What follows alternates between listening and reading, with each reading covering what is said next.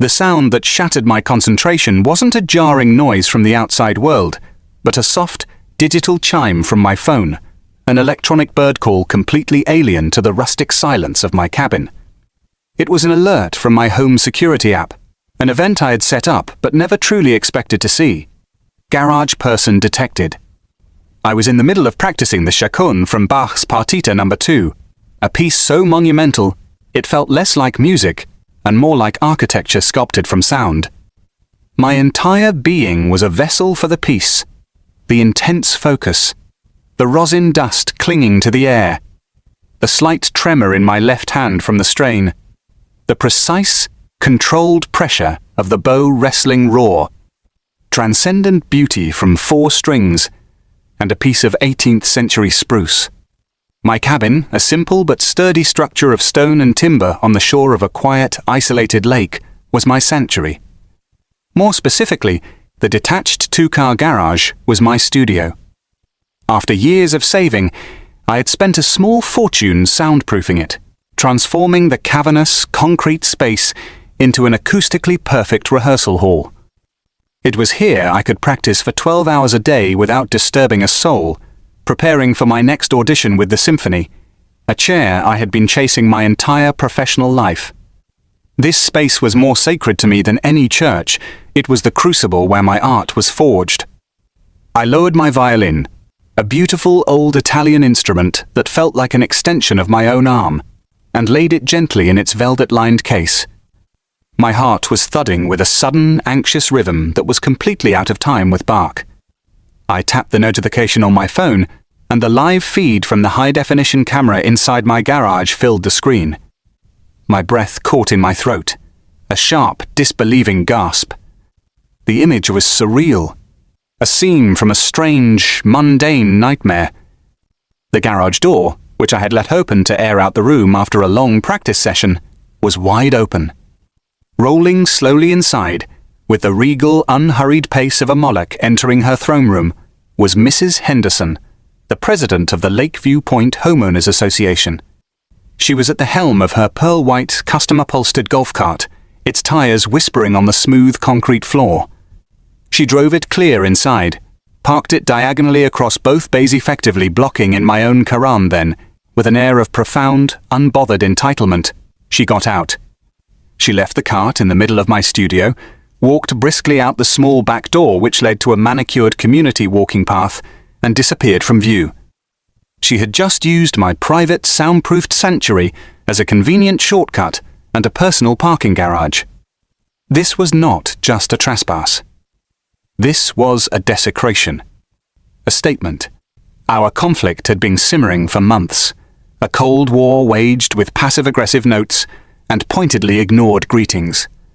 Mrs. Henderson, a woman whose personality was as rigid and unyielding as the Botox in her forehead, presided over the new, hyper-regulated community of Lakeview Point, but bordered my historic family Sasha. Property. My cabin, a quiet, rustic holdout, was a visual affront in her world of enforced beige and covenants that dictated the exact species of ornamental grass one could plant. The issue had never been about parking. It had started, bizarrely, with the sound of my music. 2 months ago, she had shown up at my door, a forced, brittle smile on her face. Ms. Dubois, she had begun, refusing to use my first name.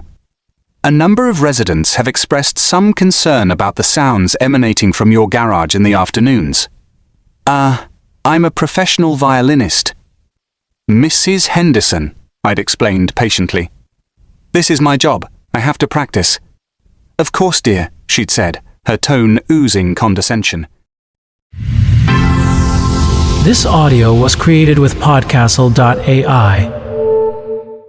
Dear, she'd said, her tone oozing condescension. But the sounds are often so melancholy, so dour. It's creating a rather somber atmosphere for a lakeside community that prides itself on recreation and, well, serenity. I had stared at her, dumbfounded. She was critiquing Bach as a neighborhood nuisance. I assured her the garage was professionally soundproofed and that any audible sound was minimal and well within the decibel limits of county ordinances. Her smile tightened. The conversation ended there, but it was the opening salvo. A week later, I received a formal letter from the HOA demanding that I begin leaving my garage door open during the day. A closed garage door during daytime hours presents a cold and unneighborly appearance, she had written. It disrupts the aesthetic uniformity of our community and gives the impression of reclusiveness, which can be unsettling for your neighbors. In the interest of maintaining a welcoming and transparent streetscape, please ensure the door remains open between the hours of 9 a.m. and 5 p.m. The request was so breathtakingly intrusive, so utterly ignorant of my security, my privacy, and my professional needs, that I had simply shredded it. My refusal had clearly been seen as a challenge to her authority. I had noticed in the following weeks that whenever I did have the garage door open, she would make a great show of walking down the path behind it, peering in, her disapproval a palpable force. I suspected she had been using it as a shortcut, a quick pass-through when she thought I wasn't home. But I had never imagined this. I had never imagined the sheer, unmitigated gall it would take to not just walk through, but to drive a vehicle inside, park it, and leave it there as if she owned the place. I sat there in my living room, watching the live feed on my phone. Her golf cart sat smugly in the middle of my studio floor like a fat white toad. It was parked directly on the spot where I stood to practice, the spot with the best acoustics, marked by a small piece of tape on the floor. It was an invasion of the most personal and profound kind. It was a statement that my property, my profession, and my peace were all subordinate to her convenience. My first instinct was pure, white-hot rage. I wanted to storm out there, call the police, scream at her until my throat was raw. But my years of training as a musician had taught me a different kind of discipline. A violinist cannot play the chaconne with brute force. It requires precision, control, and a deep understanding of structure and timing. One must know when to apply pressure, and when to recede, when to be silent, and when to let the music soar. I would afford Mrs. Henderson's transgression the same courtesy. This situation did not require rage. It required a crescendo, perfectly timed and executed with cold, hard precision. I looked down at my phone, my fingers tracing the outline of the screen. The app that controlled my security cameras also controlled my smart home-enabled garage door. It was a modern, high-torque, belt-drive system with a feature I had never had occasion to use: lockdown mode. When activated, it would close and deadbolt the door, and disable all other forms of access the exterior keypad, the remote controls in our cars, everything. Only the master command from my phone could override it. A slow, cold smile spread across my face. Mrs. Henderson wanted to treat my studio like a public convenience. Fine. I would simply have to close it for the day. With her precious golf cart still inside, my finger hovered over the bright red button on the screen. I thought of the condescending notes, the complaints about my music, the sheer, breathtaking arrogance of the woman who had just violated my sanctuary. My decision was made. I was not just closing a door, I was ending this campaign of harassment, and I would do it on my own terms. I pressed the button. The command from my phone was instantaneous, a silent, digital decree. On the security feed, I watched as the heavy, insulated garage door descended with a smooth, inexorable hum, a grey curtain falling on the first act of my little drama. It touched the concrete floor with a soft thud, and then I heard, even from the house, a second, more definitive clank as the electronic deadbolt engaged. A notification popped up on my screen, crisp and final: garage locked down. All remote and keypad access has been disabled. The trap was set. For the next half hour, there was only the peaceful live-streamed image of an empty garage containing my sedan and one very out-of-place, very white golf cart. The silence was beautiful. I used the time to make myself a cup of chamomile tea, my earlier frustration and anger having sublimated into a feeling of profound, almost serene calm. I was no longer the victim of this woman's entitled whims. I was now the conductor of a one-act play, and the final dramatic crescendo was fast approaching. At precisely 3:15 p.m., the motion sensor on the garage's small back door triggered a new alert. I brought the feed back up on my phone. I watched as Mrs. Henderson re-entered the garage from the community walking path, a satisfied look on her face, no doubt pleased with the efficiency of her personal shortcut. She walked briskly toward her golf cart, fishing the key from the pocket of her tailored blazer. It was only when she looked up at the massive sealed main door that she realized something was wrong. Her brow furrowed in confusion. She walked to the wall panel where the door opener button was.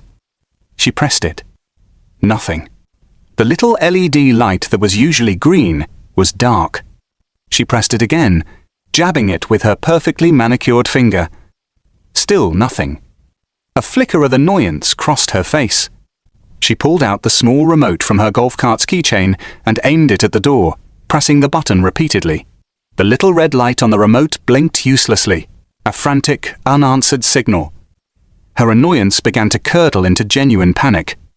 She rushed to the back door she had just come through, but it was a fire safety door designed to be opened from the inside only if it was unlocked. It had locked automatically behind her when she'd closed it. She rattled the handle. It was solid. She was trapped. That's when the banging started. "Hello?" Her voice, muffled and tinny through the phone's microphone, called out, laced with a rising hysteria. "Let me out. Open this door. This instant." She began to pound on the heavy, insulated garage door with her fists, the sound a dull, impotent boom against the soundproofed walls. Her carefully maintained composure, always so brittle, shattered completely. She started screaming, a stream of furious, incoherent threats and demands. "Do you know who I am? I am the HOA president. You will regret this." It was quite the performance, broadcast live to an audience of one. Watching her meltdown on the screen from the comfort of my armchair, I calmly picked up my phone and dialed 911. My conversation with the dispatcher was a study in factual, detached concern. "Yes, hello. I'd like to report a situation at 115 Peninsula Drive," I began, my voice even and measured. "There is a woman trapped inside my garage, and she is becoming increasingly agitated and violent. She's screaming and trying to break down the door." "Oh, trapped, sir?" the dispatcher asked, a note of understandable confusion in her voice. "How did she get trapped inside your garage?" "That's what I'd like to find out," I replied truthfully. "I am a musician, and my garage is my soundproofed studio. I was in my home when I received a security alert on my phone. The camera feed showed her driving her golf cart directly into my garage. I was home alone and, frankly, quite alarmed, assuming it was a mistake and wanting to secure my property. I closed and locked the main door using my phone app. I was about to call the non-emergency line to report the trespass when she returned and began this commotion. I am still in my home, and I feel This audio was created with Podcastle.ai. This commotion. I am still in my home, and I feel unsafe with her behavior. I'd like an officer to come and remove her from my property. Understood. Sir, you did the right thing by not confronting her. We are dispatching a unit to your location. Please remain in your home. I hung up the phone and settled in to watch the final act. The police arrived within 10 minutes. I met them at my front door and, using my phone, showed them the time-stamped video footage. The clip of Mrs. Henderson driving into the garage, getting out, and leaving through the back, and the subsequent clip of her returning and being unable to exit, followed by her frantic attempts to break down the door. The senior officer, a man with a grim, weary face named S. Geaton Miller, sighed. "Okay," he said, shaking his head. "Let's go talk to her." I walked with them to the front of the garage.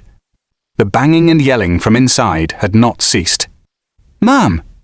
Officer Miller called out, his voice loud and authoritative. "This is the police. Please step away from the door." The banging stopped. "I'm trapped!" she shrieked from within. "This maniac has locked me in. He's stolen my golf cart. Arrest him." "We're going to open the door, ma'am," the officer said patiently. "Mr. Dubois, can you unlock it?" I tapped a button on my app. The deadbolt disengaged with a loud clunk, and the door began its smooth, quiet ascent, revealing a dishevelled and wild-eyed Marissa Henderson. Her hair was askew, her face red and splotchy, her expensive blazer wrinkled.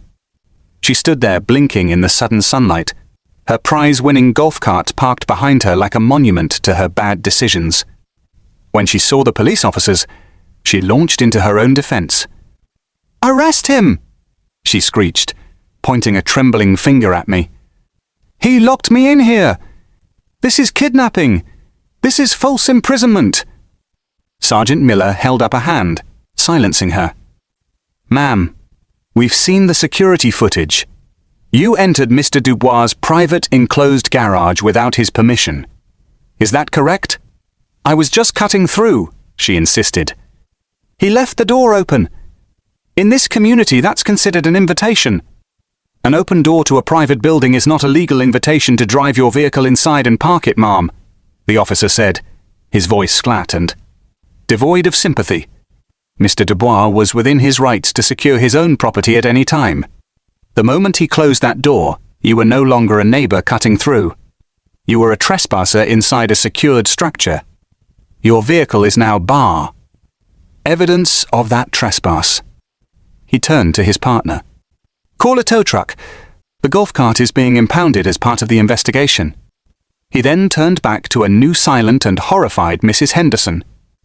"Ma'am, for your actions today, you are under arrest for criminal trespass." The utter, soul-crushing humiliation that washed over her face was a sight to behold. She was handcuffed, right there in the driveway, in front of the very garage she had so arrogantly invaded. Neighbors, drawn by the sirens, were watching from their perfect, Hall-approved lawns as their president was led to a police car, her reign of petty tyranny brought to an ignominious end. Her golf cart was towed away an hour later. The charges stuck. Faced with incontrovertible video evidence, she pleaded no contest to trespassing and was forced to pay a hefty fine, plus the exorbitant impound fees for her precious cart. The HOA, in a state of sheer panic, held an emergency meeting, and she was unceremoniously removed as president. That evening, after the police had gone and the tow truck had departed, a profound silence settled over my property. The garage was empty again, save for my own car. The air was still. The violation had been purged. I walked into my studio, my sanctuary. I picked up my violin, tucked it under my chin, and drew the bow across the strings. I began to play the chaconne again, from the beginning. This time, there were no interruptions. The music flowed, complex and beautiful, a testament to struggle and eventual triumph, filling the space that was now truly, finally, and completely my own. My victory wasn't loud or angry. It was the quiet, focused, and absolute reclamation of my peace.